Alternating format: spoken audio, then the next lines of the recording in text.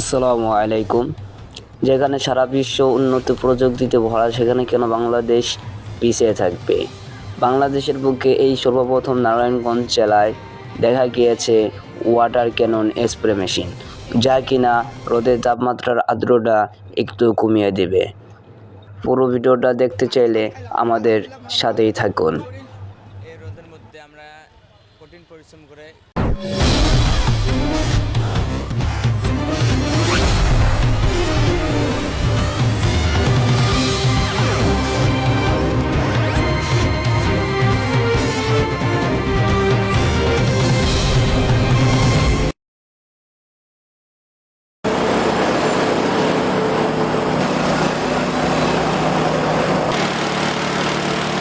আমি এই গাড়িটা এখন দেখলাম, এই গরমের ভিতরে এই বৃষ্টির মতো ভাব খুব ভালো লাগলো, অনেক সুন্দর লাগলো।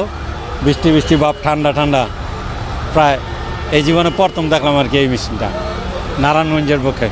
নতুন দেখলাম, প্রচুর ভালো লাগতেছে। বা বৃষ্টি গরমে নতুন ফির আসতেছে এই বৃষ্টির। আসলে মানুষের সেবা করার সুযোগ সবসময় হয় না।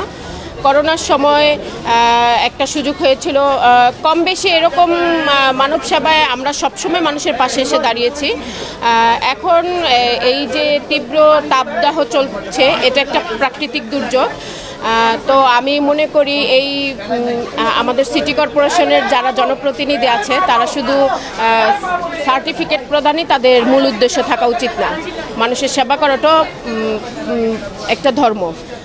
যে কারণে এই প্রাকৃতিক দুর্যোগে আমরা মানুষের পাশে দাঁড়ানোর জন্য আমরা এই সেবা কার্যক্রম চালু করেছি। আমাদের এই সেবা, এই তাপপ্রবাহ যতদিন অব্যাহত থাকবে, আমাদের সেবাও ইনশাল্লাহ চলতে থাকবে। এবং কাউন্সিলর সাহেব দেশে এসে হয়তো পরবর্তীতে যেটা আপনার দেশীয় ফলমূলের ব্যবস্থাও পাশাপাশি রাখবে। এই মুহূর্তে যেটা মানুষের জন্য সবচেয়ে বেশি প্রয়োজন।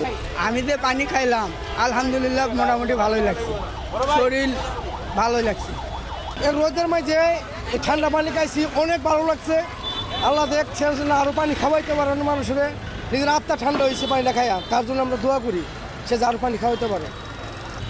এই রোদের মধ্যে আমরা কঠিন পরিশ্রম করে গাড়ি চালাইতেছি। আবার চাষারের মোড়ে শহীদ মিনারে টিম খুরশেদ বইয়ের ভাইরা আমাদের পানি বিতরণ করে খেলাইলো, খুব ভালো লাগলো, আমাদের জন্য খুব ভালো লাগলো।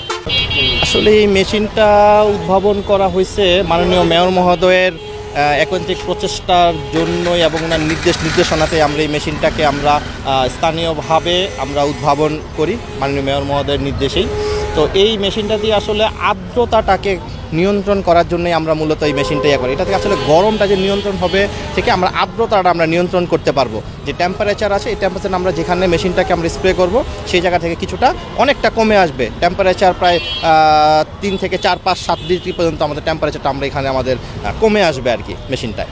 এছাড়া আমাদের নগরীতে যে পরিমাণে ধুলোবালি যে উঠতেছে, এই ধুলোবালিটা আমাদের অনেকটা কন্ট্রোল করা হবে আর কি। যে প্রচুর পরিমাণে ধুলাবালি, এটা কন্ট্রোল হবে আর কি। এই মেশিনটা স্থানীয়ভাবে আমাদের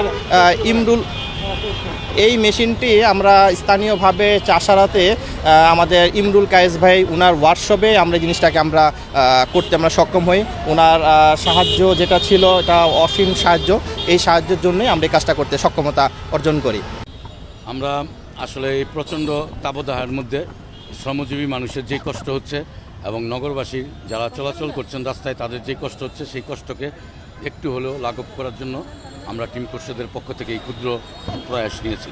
যতদিন এই তাপদাহ চলবে, আমাদের পক্ষ থেকে আমরা মানুষকে মাঝে এই ঠান্ডা পানি উপহার দিব।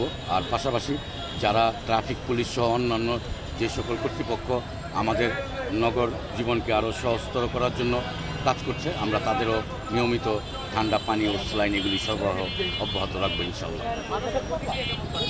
মানুষের প্রতিক্রিয়া আলহামদুলিল্লাহ অনেক ভালো, যে কারণে আমরা আজকে থেকে, গতকাল ছিল আমাদের 1টি গাড়ি, আজকে থেকে আমরা 2টি গাড়ি করেছি মানুষের আগ্রহ এবং মানুষের ভালোবাসা দেখে।